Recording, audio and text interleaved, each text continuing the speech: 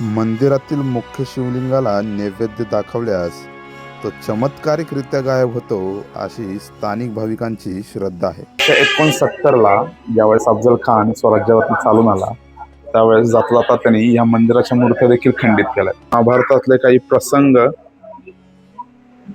त्या पूर्ण दगडामध्ये कोरण्यात आले.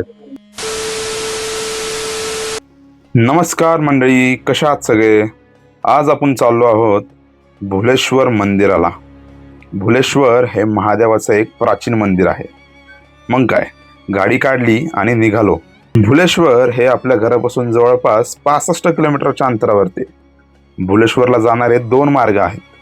एक म्हणजे हडपसर मार्गी उरुळी कांचन लोणी काळभोर क्रॉस करून तुम्ही येता यवतला. दुसरा मार्ग म्हणजे सासवड मार्गी. आम्ही आलो आहोत सासवड मार्गी.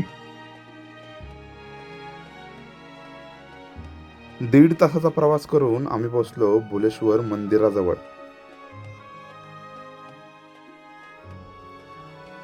ऊन खूप होतं म्हणून सिंबानी घातला गॉगल आणि समारेनी गॉगल घालून ही पोज दिली.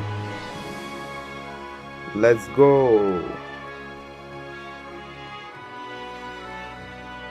आज आपण आलो आहोत पुरंदर तालुक्यातील माळशिरस गावातील भुलेश्वर मंदिराला. भुलेश्वर हे मंदिर 13व्या शतकातील यादवकालीन अतिप्राचीन आणि ऐतिहासिक शिवमंदिर आहे.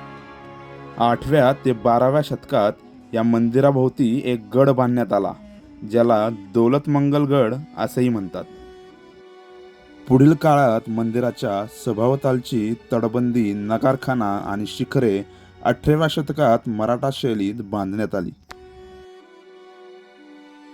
मंदिराची बाहेरील रचना मस्जिदीसारखी दिसते.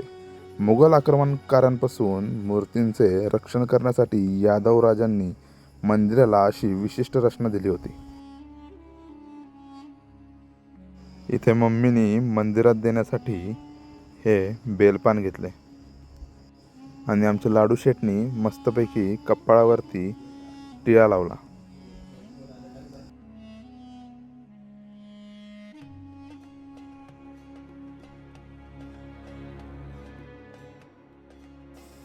या मंदिराला भुलेश्वर किंवा यवतेश्वर असंही म्हणतात. पौराणिक कथानुसार माता पार्वतीने भगवान शंकरांसाठी येथेच तपश्चर्या केली होती आणि शंकराने तिला भोलेनाथ म्हणून वर दिला होता.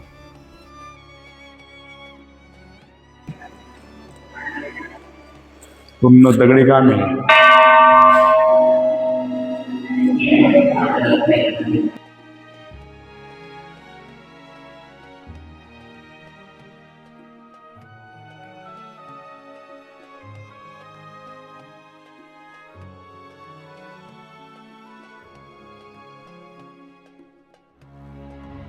हे दगडांमध्ये कोरलेल्या मूर्त्या आहेत ह्या.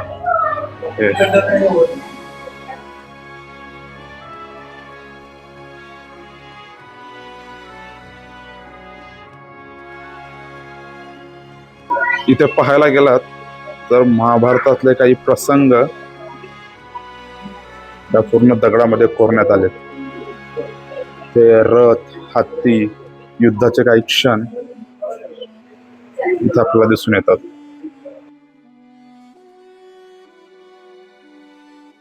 मंदिराच्या आतमध्ये येताच भव्य असे नंदी महाराज आपल्याला पाहायला मिळतात. मंदिरातील मुख्य शिवलिंगाला नैवेद्य दाखवल्यास तो चमत्कारिकरित्या गायब होतो, अशी स्थानिक भाविकांची श्रद्धा आहे.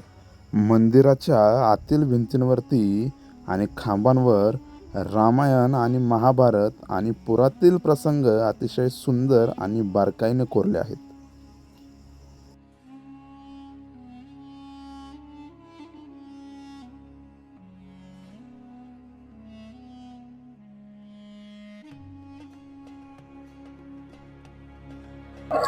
हे जे तुम्ही बघताय, हे जे तोरण जे केलंय ते ज्या मंदिराच्या घंट्या असतात त्याच्या आकाराचं आहे. पूर्ण तोरण दगडांमध्ये कोरलंय.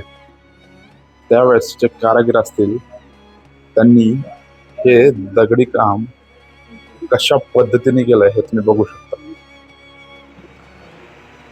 पूर्ण कोरीव काम आहे हे सगळं. खूपच सुंदर अशी नक्षीकामे या दगडात केलेली दिसतात.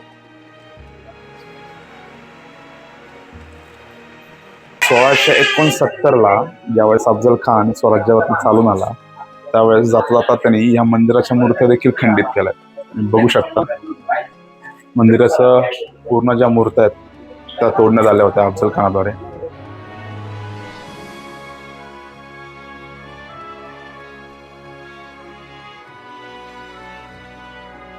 बाहेर 42 डिग्री तापमान असून पण मंदिराच्या आतमध्ये तुम्हाला एकदम थंड थंड वातावरण बघायला मिळतं, कारण हे पूर्ण जे बांधकाम आहे पूर्ण एक दगडांमध्ये कोरलेलं बांधकाम आहे.